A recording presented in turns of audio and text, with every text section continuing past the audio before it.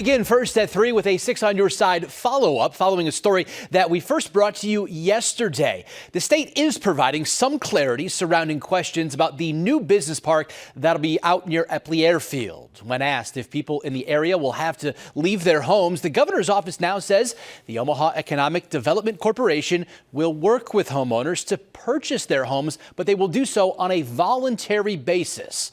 They also add anyone displaced as a result of the airport business park will receive relocation assistance as required by state law.